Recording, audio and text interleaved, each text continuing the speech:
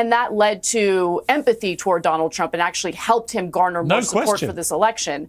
But in regard to his speech, I think that what Trump does really well is he actually listens to the concerns of the American people. Polling for years indicated that the majority of Americans were concerned about inflation, concerned about undocumented immigration. And while the Democrats tend to think that this strategy of denying and pretending it doesn't happen or isn't happening is somehow a successful strategy, it clearly is not. Ana Kasparian went on Piers Morgan Uncensored and absolutely torched not just this woke panel, but also the entirety of the woke left live on Piers Morgan Uncensored, right to their faces. Let me know in the comments what you guys think. Do you think that Ana Kasparian is being genuine with her turn over to the right wing? Because I genuinely do. And obviously she's not like a full-on right winger, but I don't think that her co-worker, her co-host, Cenk Uygur, is being genuine with his turn. I do think that Ana Kasparian is being genuine. But anyway, let's get into this clip here where Ana Kasparian absolutely goes off on the woke left on live television.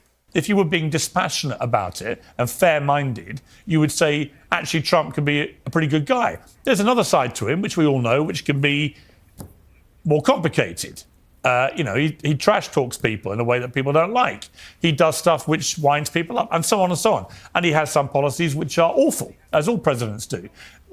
How do you best describe him, Elizabeth, to people who don't really get him? You spend a lot of time around him. How do you see him? There's a lot to unpack there. Number one, my apologies for the faces. My husband always says I don't have a poker face, and I guess that is coming out right now. Look, to start, I have spent quite a bit of time with Donald Trump. I think the best way to describe him is authentic, right? He's a real human being, and with that comes jokes you may not like. You may witness a few actions you don't like, but he's also real. He's honest. He tells the American people how he feels. He says it like it is, and despite what anyone thinks about him, the American people obviously disagree, right? Because he just became the president of the United States. So you can call him every name in the book, but millions of Americans obviously disagree and just decided he should be president of the United States. So I think that's where we can leave that. I think when it comes to claiming that Donald Trump is going to go after his political opponents, it's laughable considering what we just witnessed for the last few years, considering what I have seen on the sidelines happen to President Trump himself, happen to his family, who I know very well, happen to his staff, happen to people like me. I haven't talked about it. I've kept quiet waiting for today, right? Waiting for Donald Trump to get sworn in. But they went after me, too. They went after my family, too. This DOJ wanted to crush any opposition that they had because they were so terrified of Donald Trump being as popular as they knew that he was, and the moment that we all witnessed today, Donald Trump becoming president. Again, the fact is he stood there, said he would not go after his political opponents, was sworn in today in front of a crowd of people, many of which not only hoped that he would spend the remainder of his life in prison, but worked to make that happen. And he said he was not going to do the same thing to anyone else. You can lie about it all you want. That is not what he said. And I cannot wait for him to prove everybody wrong and be the president the American people deserve for the next 4 years. He couldn't have been clearer. And honestly, Joe, the irony of saying that this was all something that Trump's bears when he's literally been the victim of this for the last year in the most unprecedented manner. When you take a president of the United States, I'm going to say this one more time, through a criminal court for the first time ever, that it's ever happened.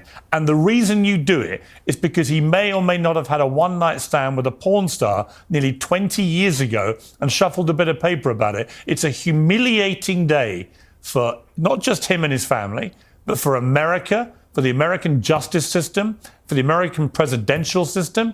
It was an absolute joke to drag Trump through a criminal court for such a pathetic and petty case like that. And if that had happened to a Democrat, by the way, you'd have all led the charge of how outrageous it was. Let me bring in Ana Kasparian on this. I mean, Ana, the sense I got watching Trump today is the sense I've got from speaking to him quite a lot in the last few months. I've had 5 or 6 conversations with him since he got shot. And I've definitely detected a man who is unbelievably grateful to be alive, that he genuinely understands that he came within half an inch of death, and very nearly it happened again a few weeks later in the golf course, which was another appalling failure by the Secret Service. So he feels that very strongly, and I think that would affect any human being, anyone. But secondly, he feels the hand of history. He hasn't got a campaign anymore. All he's got left now is to deliver on his big promises. And if he does that, to leave a legacy as potentially one of the great American presidents. Yeah, I mean, what do you guys think so far about Donald Trump's presidency? Because I wish he would do more, but I also appreciate the effort. You know, most presidents out there, at least in my lifetime, right? I'm 26 years old.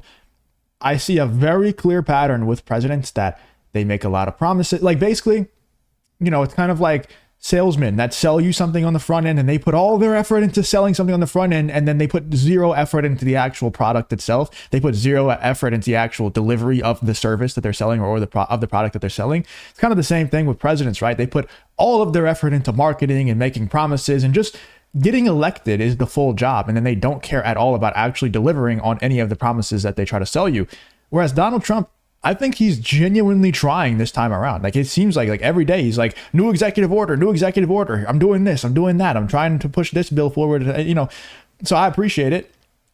But if you look at the numbers, especially when it comes to the deportations, Barack Obama was deporting way more people than Trump is daily before Joe. Like obviously there's been a ton of damage in the last 4 years with Joe Biden and Kamala Harris being in office.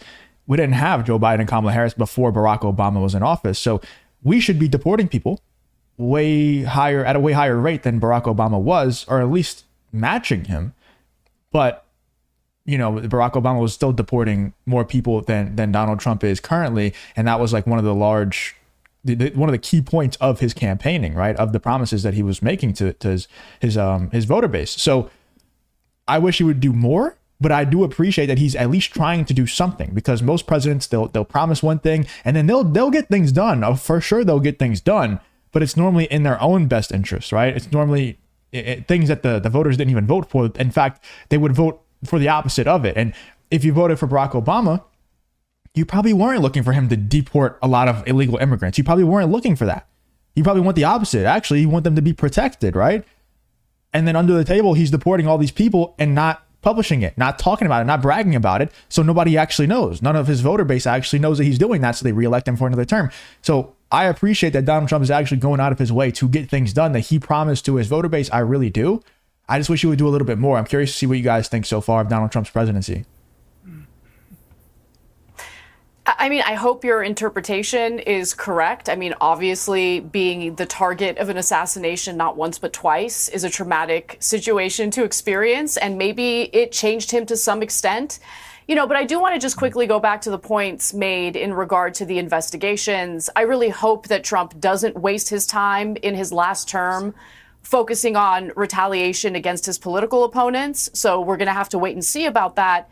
I largely agree in regard to Alvin Bragg's prosecution of Donald Trump as it pertains to, you know, his extramarital affairs with adult actresses. I like that you're giving him the benefit of the doubt, but don't be a cheeky little devil, you. Okay, you know that he had an affair. That's why the hush money payments were paid. But I think that investigation and prosecution really paled in comparison to the classified documents case and the attempt to overturn the 2020 presidential election. I think the timing of the prosecution by Democrats in those two cases were very much political, and that led to empathy toward Donald Trump and actually helped him garner more support for this election. But in regard to his speech, you know, I think that what Trump does really well is he actually listens to the concerns of the American people. Polling for years indicated that the majority of Americans were concerned about inflation, concerned about undocumented immigration. And while the Democrats tend to think that this strategy of denying and pretending it doesn't happen or isn't happening is somehow a successful strategy, it clearly is not. And by the way, guys, I get asked all the time how I grew this YouTube channel so quickly in this politics niche. And what a lot of you don't realize is that I'm a YouTube strategist that has worked with a lot of top channels in this niche, such as Benny Johnson and Charlie Kirk. Me and my business partner worked with. Russell Brand actually reached out to me and we designed his thumbnails and gave him some strategy tips on how to grow his YouTube channel. Lauren Chen, so many other names. I could keep going going on forever. But what I'm actually going to do, since so many of you have been asking me, is I'm hosting a free live workshop, a free live class this coming Thursday at 6 p.m. Central, 7 p.m. Eastern, where I'm literally going to break down the entire strategy that I use for this Justin Reloaded channel, as well as all the other channels and the top channels in this niche that we have worked with. I hope to see you there. If you are interested in joining, you can check the link in the pinned comment, or you can check the top link in the description, either one, and you'll be able to sign up and be at that workshop where I'm going to break all this down and show you how you can also build a YouTube channel to this point and make enough money to go full time with it. He pays attention to what people are concerned about, and he speaks to those issues. And I really hope that this is a teachable moment for the Democratic Party. So far, I've seen them refuse to take any personal responsibility for their failures and foibles. I don't think they've learned, honestly. Cycle. Yeah, honestly, and I don't see any evidence so far that Democrats have learned a damn thing. I really don't. I've been seeing some of the stuff you've been saying, which is the right way to go. And Cenk Uygur as well has been saying similar stuff, which is, look, you have to recognize what's happened here. And you have to understand, American people just did not buy into anything that were being sold by the Democrats. In fact, they just moved in big numbers from all demographic groups to Donald Trump. You have to start from that. Because it's very obvious that what the Democrats were pushing with trans rights and LGBTQ rights and everything like that, it doesn't make the lives of anyone any better, right? It doesn't, it's fake. None of that is real. Like that, all of that is fake stuff. So whenever your entire campaign is run on, I am not Donald Trump, and also I love these certain groups that are claiming to be marginalized, or that the Democrats are also telling us are marginalized at the same time. I mean, and then you have a whole term of that, and it's like, hold on. Life in basically all aspects that are controlled by the government has gone extremely downhill. Immigration, crime, gas prices, grocery prices, cost of living in general, and then wages are not really going up. The economy is in an awful spot. There's nothing that the world, the overall state of the world is going downhill, right? Tensions are rising everywhere. You know, China is like, it's like borderline. China's going to invade Taiwan any day. And then Russia, you know, going after Ukraine and that whole war, the stuff in the Middle East happening, all this happened under Joe Biden. So like, what did the Democrats do positively? Absolutely nothing. And what did they say that they were going to do different if Kamala Harris got elected? Absolutely nothing. So of course the Democrats are going to lose. But if they start listening to people like Ana Kasparian and Cenk Uygur, if they were to start listening to Ana Kasparian, it would get really dangerous and really scary for us, because I think they would win quite a lot of elections if they did that. Billy, I want to play a clip. This is about Trump talking about DEI and sort of wokeism and the gender debate and so on. Let's take a listen to this. This week, I will also end the government policy of trying to socially engineer race and gender into every aspect of public and private life. We will forge a society that is colorblind and merit-based. As of today, it will henceforth be the official policy of the United States government that there are only two genders, male and female.